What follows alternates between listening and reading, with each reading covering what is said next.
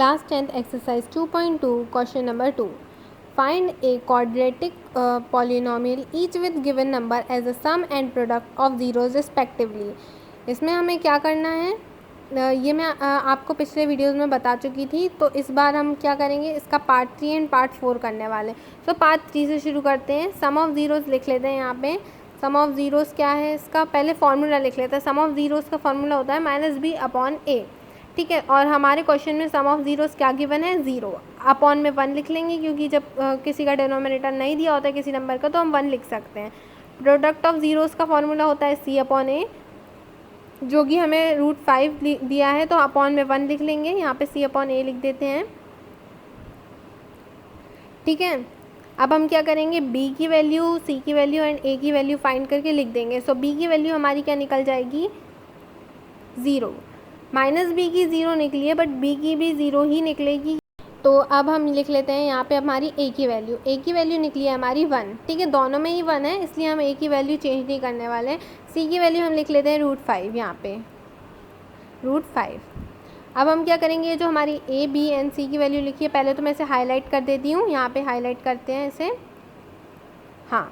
अब इन तीनों वैल्यूज़ को हम ये जो हमारी क्वाड्रेटिक पॉलिनोमियल की इक्वेशन दी है साइड में मैंने, इसमें पुट कर देंगे इसकी वैल्यूज़। तो a की वैल्यू क्या आएगी हमारी 1, और ये x² एज इट इज़ लिख देंगे यहाँ पे x², ठीक है। प्लस में हम b की वैल्यू लिखेंगे। b की वैल्यू क्या आई है, 0। 0x की कोई वैल्यू ही नहीं होगी, फिर भी हम लिख देते हैं यहाँ पे 0x। आगे इसे सॉल्व कर देंगे, c की वैल्यू √5 लिख देंगे, ठीक है। तो हमारा फाइनल आंसर क्या आएगा, x² प्लस √5 आएगा, क्योंकि 0 की तो कोई वैल्यू नहीं होगी। हम आप चाहें तो 0 भी लिख सकते हैं आंसर में, अगर आपका मन करे तो, बट वैसे 0 की कोई वैल्यू नहीं होगी, तो अगर आप 0 हटा भी देंगे आंसर से तो कोई प्रॉब्लम नहीं होगी। अब हम क्या करेंगे, दूसरे मेथड से इस क्वेश्चन को सॉल्व करेंगे। दूसरे मेथड से सॉल्व करने के लिए हमें एक फार्मूला याद करना होगा, जो कि ऊपर लिखा है।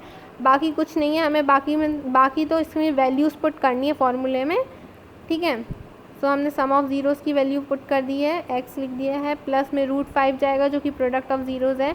इसको आगे सॉल्व करने पे हमारा आंसर आ जाएगा x² प्लस √5। यहाँ पे माइनस लग गया है, ये प्लस है एक्चुअली, ठीक है। सो यहाँ पे प्लस √5 है, इसको मैं बॉक्स के अंदर लिख देती हूँ।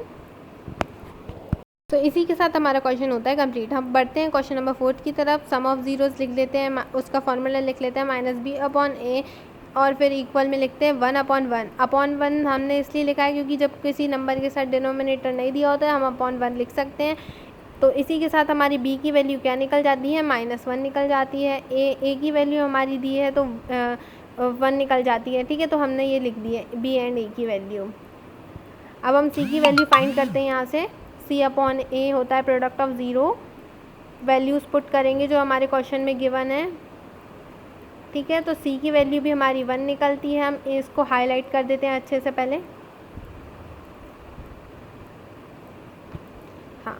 तो अब हम क्या करेंगे, ये सारी वैल्यूज़ को हमारे जो हम इक्वेशन दी है जनरल क्वाड्रेटिक पॉलिनोमियल की, उसमें पुट कर देंगे सारी की सारी वैल्यूज़। सो हमने a की वैल्यू पुट कर दी है, a की वैल्यू 1 आई है, x² एज इट इज़ लिख दिया है, प्लस में हम लिखेंगे bx, ठीक है। यहाँ पे हम लिख लेते हैं, प्लस में bx आएगा, बट हमारी b की वैल्यू माइनस में दी है, तो प्लस माइनस माइनस हो जाएगा, इसलिए हमने यहाँ -1x लिखा है। c की वैल्यू हमने +1 लिख दी है एज इट इज़, ठीक है। तो हमारा फाइनल आंसर होगा x² - x + 1, ठीक है। आगे बढ़ते हैं मेथड 2 की तरफ। मेथड 2 में हमें फार्मूले में वैल्यूज़ पुट करनी है। बहुत सिंपल है, बल्कि मैं तो आपको रेकमेंड करूँगी कि आप मेथड 2 को यूज़ करें। सो x² हमने यहाँ लिख दिया है, माइनस में जाएगा हमारा सम ऑफ ज़ीरोज़ हमें क्या गिवन है, 1 दिया है। x एज इट इज़ रहेगा, प्लस में प्रोडक्ट ऑफ ज़ीरोज़ 1 लिख दिया है। हमारा आंसर क्या आ जाएगा, x² - x + 1, ठीक है।